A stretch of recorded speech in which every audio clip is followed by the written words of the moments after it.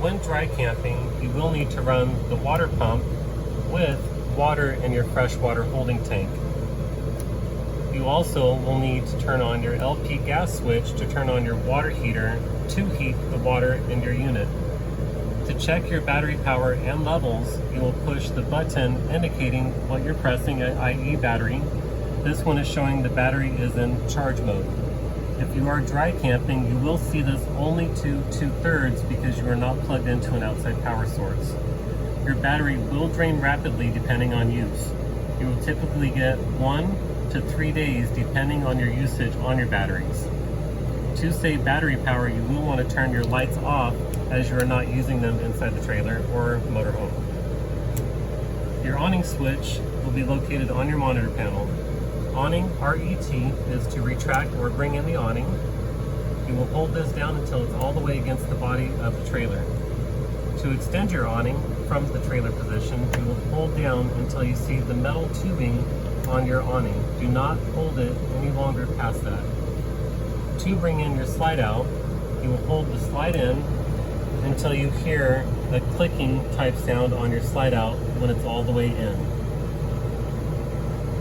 To bring your slide out, you will do the same by holding the out button until you hear a clicking type sound on your slide out when it's against the wall.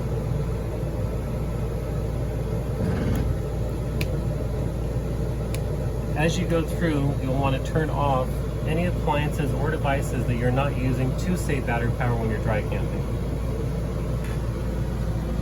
Coming around the side, your air conditioning will not function if you are dry camping and do not have a generator. You will need to be plugged into an outside power source. This will be the same for your microwave and any of the outlets on your trailer, including your television. Your RV power source will be down here, which is called your power converter. If you do indicate that you have no power in one section of the trailer or multiple devices, you will need to check your power strip here on your automotive fuses. These are standard ATC fuses and can be replaced by any automotive store. Your oven and stove will turn on just like you would in residential. You will turn it to the pilot position and light on top of your trailer. Coming through the back, you'll have your thermostat.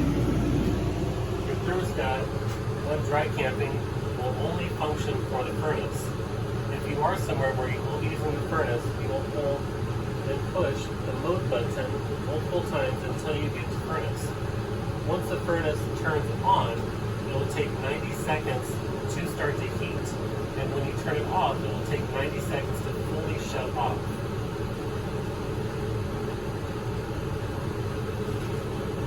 In your restroom, your toilet is a standard RV toilet. You will need to use RV septic safe toilet paper, which if you do run out of what is supplied, you can purchase at any grocery store or Walmart. To use your shower, sink, or any faucets in your trailer, the hot water will be extremely hot as there is no adjustment for it. Be very careful and need to mix the cold and hot if you do have children who will be using it.